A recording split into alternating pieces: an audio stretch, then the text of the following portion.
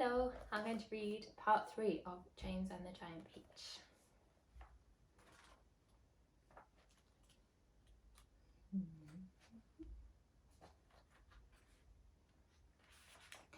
James decided that this was most certainly not a time to be disagreeable, so he crossed the room to where the centipede was sitting and knelt down beside him.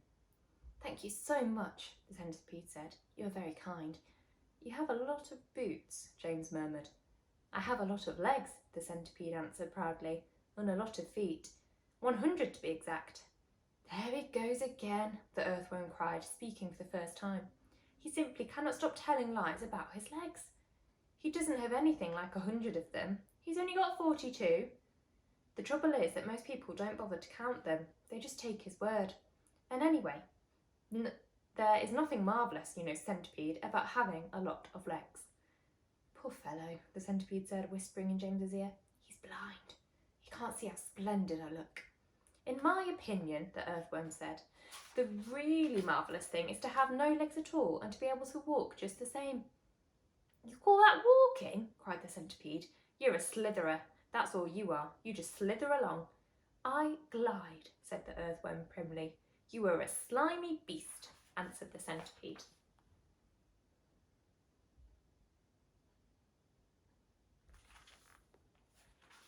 "I'm not a slimy beast," the earthworm said. "I'm a useful and much-loved creature.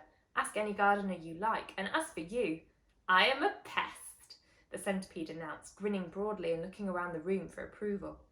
"He is so proud of that," the ladybird said, smiling at James, "though for the life of me, I cannot understand why."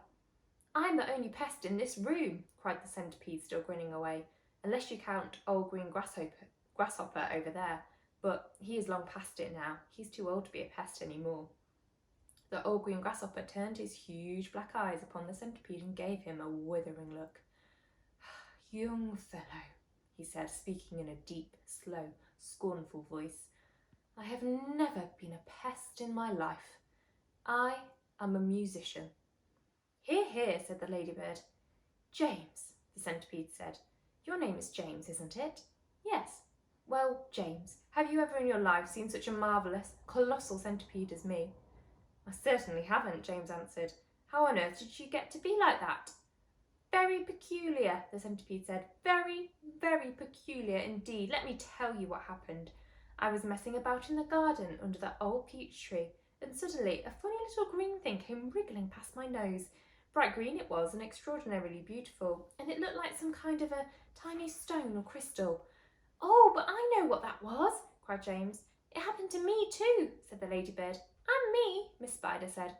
"Suddenly there were little green things everywhere. The soil was full of them." "I actually swallowed one," the earthworm declared proudly. "So did I," the ladybird said. "I swallowed 3, the centipede cried.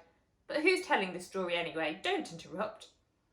"It's too late to tell stories now," the old green grasshopper announced. "It's time to go to sleep." "I refuse to sleep in my boots," the centipede cried. "How many more are there to come off, James?" I think I've done about 20 so far," James told him. "Then that leaves 80 to go," the centipede said.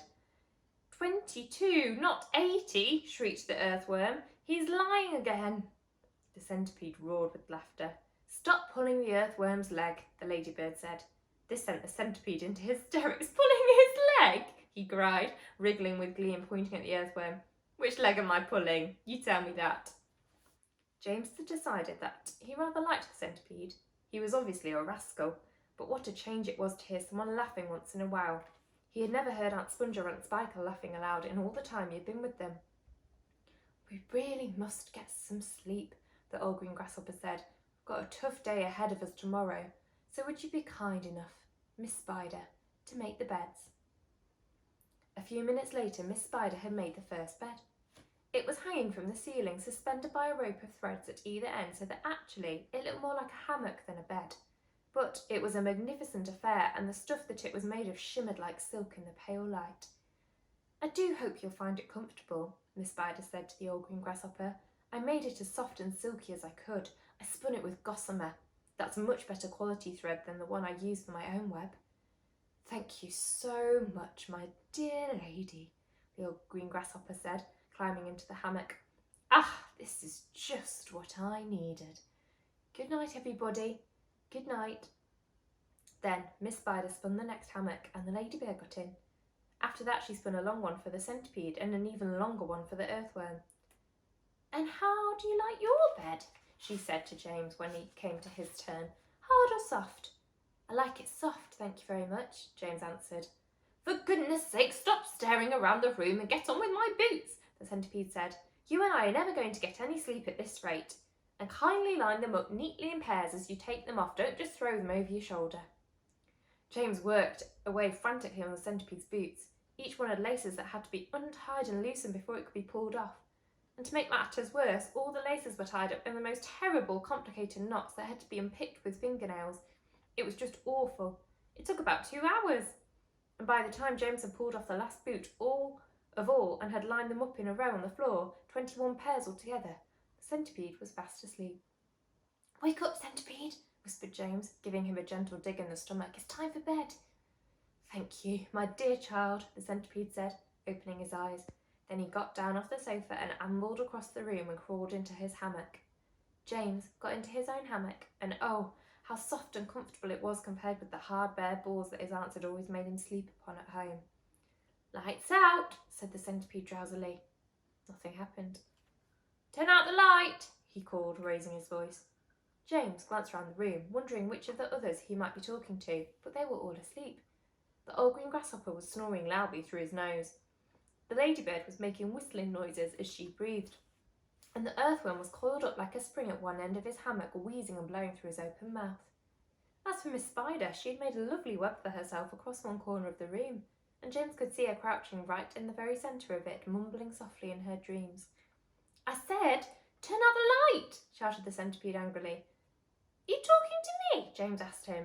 Of course I'm not talking to you, the centipede answered. That crazy glowworm has gone to sleep with her light on. For the first time since entering the room, James glanced up at the ceiling, and there he saw a most extraordinary sight.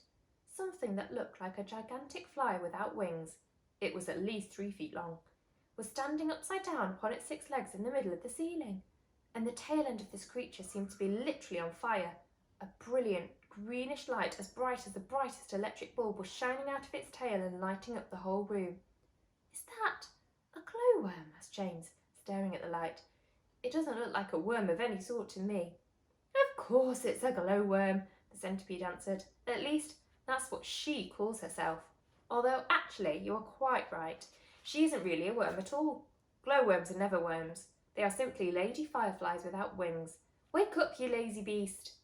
But the glowworm didn't stir, so the centipede reached out of his hammock and picked up one of his boots from the floor. Put out that wretched light, he shouted, hurling the boot up at the ceiling. The glowworm slowly opened one eye and stared at the centipede. There is no need to be rude, she said coldly. All in good time. Come on, come on, come on, shouted the centipede, or I'll put it out for you. Oh, hello, James, the glowworm said, looking down and seeing James and giving James a little wave and a smile. I didn't see you come in. Welcome, my dear boy, welcome. And good night. Then click, and out went the light.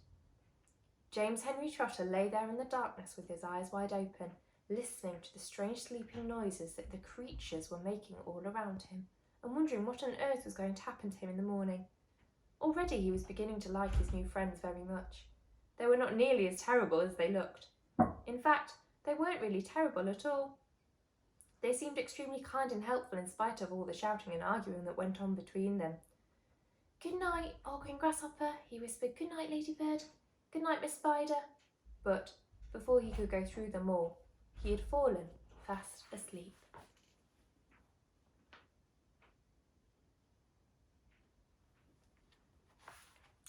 We're off, someone was shouting. We're off at last. James woke up with a jump and looked around him. The creatures were all out of their hammocks and moving excitedly around the room. Suddenly the floor gave a great heave as though an earthquake were taking place. Here we go, shouted the old green grasshopper, hopping up and down with excitement. Hold on tight. What's happening? Cried James, leaping out of his hammock. What's going on? The ladybird, who was obviously a kind and gentle creature, came over and stood beside him. In case you don't know it, she said, We're about to depart forever from the top of this ghastly hill that we've been living on for so long. We are about to roll away inside this great, big, beautiful peach to a land of what? Asked James. Never you mind, said the ladybird, but nothing could be worse than this desolate hilltop and those two repulsive aunts of yours. Hear, hear, they all shouted, hear, hear. You may not have noticed it, the ladybird went on, but the whole garden, even before it reaches the steep edge of the hill, happens to be on a steep slope. And therefore the only thing that has been stopping this peach from rolling away right from the beginning is the thick stem attaching it to the tree. Break the stem, and off we go. Watch it, cried Miss Spider as the room gave another violent lurch. Here we go. Not quite, not quite. At this moment, continued the ladybird, our centipede, who has a pair of jaws as sharp as razors, is up there on top of the peach, nibbling away at that stem. In fact, he must be nearly through it, as you can tell from the way we're lurching about. Would you like me to take you under my wing so that you won't fall over when we start rolling? That's very kind of you, said James, but I think I'll be all right. Just then the centipede stuck his grinning face through a hole in the ceiling and shouted, I've done it! We're off! We're off! We're off! The others cried. The journey begins, shouted the centipede. And who knows where it will end, muttered the earthworm. If you have anything to do with it, it can only mean trouble. Nonsense, said the ladybird. We are now about to visit the most marvellous places and see the most wonderful things. Isn't that so, centipede? There is no knowing what we shall see, cried the centipede. We may see a creature with 49 heads who lives in the desolate snow, and whenever he catches a cold, which he dreads, he has 49 noses to blow. We may see the venomous pink-spotted scrunch who can chew up a man with one bite. It likes to eat 5 of them roasted for lunch and 18 for its supper at night. We may see a dragon, and nobody knows that we won't see a unicorn there.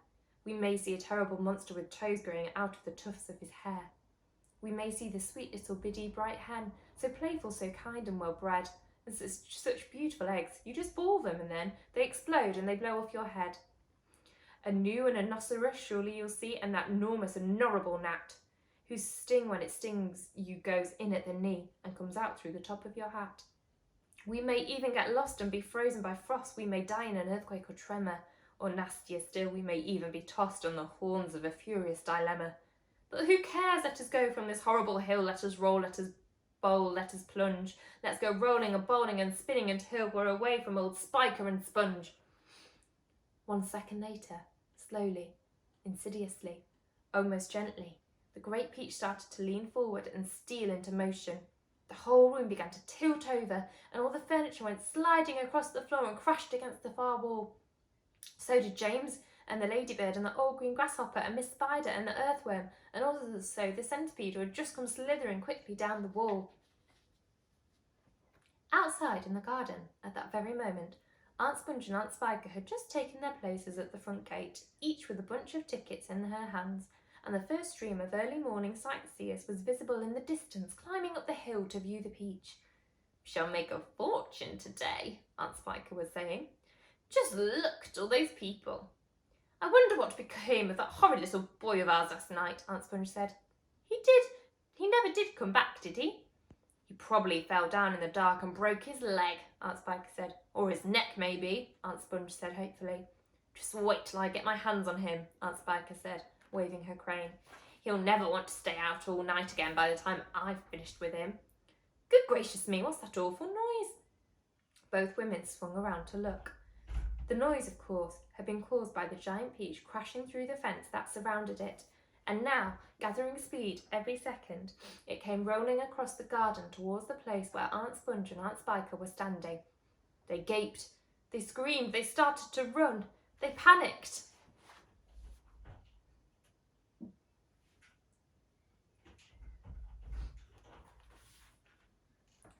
They both got in each other's way. They began pushing and jostling, and each one of them was thinking only about saving herself. Aunt Sponge, the fat one, tripped over a box that she brought along to keep the money in and fell flat on her face. Aunt Spiker immediately tripped over Aunt Sponge and came down on top of her. They both lay on the ground, fighting and clawing and yelling and struggling frantically to get up again. But before they could do this, the mighty peach was upon them. There was a crunch, and then there was silence. The Peach rolled on, and behind it Aunt Sponge and Aunt Spiker lay, ironed out upon the grass, as flat and thin and lifeless as a couple of paper dolls cut out of a picture book. And now the Peach had broken out of the garden and was over the edge of the hill, rolling and bouncing down the steep slope at a terrific pace. Faster and faster and faster it went, and the crowds of people who were climbing up the hill suddenly caught sight of this terrible monster plunging down upon them, and they screamed and scattered to right and left as it went hurtling by. At the bottom of the hill, it charged across the road, knocking over a telegraph pole and flattening 2 parked cars as it went by. Then it rushed madly across about 20 fields, breaking down all the fences and hedges in its path. It went right through the middle of a herd of fine Jersey cows, and then through a flock of sheep, and then through a paddock full of horses, and then through a yard full of pigs, and soon the whole countryside was a seething mass of panic-stricken animals stampeding in all directions. The Peach was still going at a tremendous speed with no sign of slowing down, and about a mile farther on it came to a village. Down the main street of the village it rolled, with people leaping frantically out of its path right and left, and at the end of the street it went crashing right through the wall of an enormous building and out on the other side, leaving 2 gaping round holes in the brickwork. This building happened to be a famous factory where they made chocolate, and almost at once a great river of warm melted chocolate came pouring out of the holes in the factory wall. A minute later this brown sticky mess was flowing through every street in the village, oozing under the doors of houses and into people's shops and gardens. Children were wading in it up to their knees, and some were even trying to swim in it, and all of them were sucking it in to their mouths in great greedy gulps and shrieking with joy. But the Peach rushed on across the countryside, on and on and on, leaving a trail of destruction in its wake. Cowsheds, stables, pigsties, barns, bungalows, hayricks, anything that got in its way went toppling over like a 9-pin. An old man sitting quietly beside a stream had his fishing rod whisked out of his hands as it went dashing by, and a woman called Daisy Entwistle was standing so close to it as it passed that she had the skin taken off the tip of her nose. Would it ever stop? Why should it? A round object will always keep on rolling as long as it's on a downhill slope, and in this case the land sloped downhill all the way until it reached the ocean, the same ocean James had begged his aunts to be allowed to visit the day before. Well, perhaps he was going to visit it now. The Peach was rushing closer and closer to it every second, and closer also to the towering white cliffs that came first. These cliffs are the most famous in the whole of England, and they are hundreds of feet high. Below them the sea is deep and cold and hungry. Many ships have been swallowed up and lost forever on this part of the coast, and all the men who were in them as well. The Peach was now only 100 yards away from the cliff, now 50, now 20, now 10, now 5, and when it reached the edge of the cliff it seemed to leap up into the sky and hang there, suspended for a few seconds, still turning over and over in the air. Then it began to fall. Down, down, down, down, smack! It hit the water with a colossal splash and sank like a stone. But a few seconds later, up it came again, and this time up it stayed, floating serenely upon the surface of the water.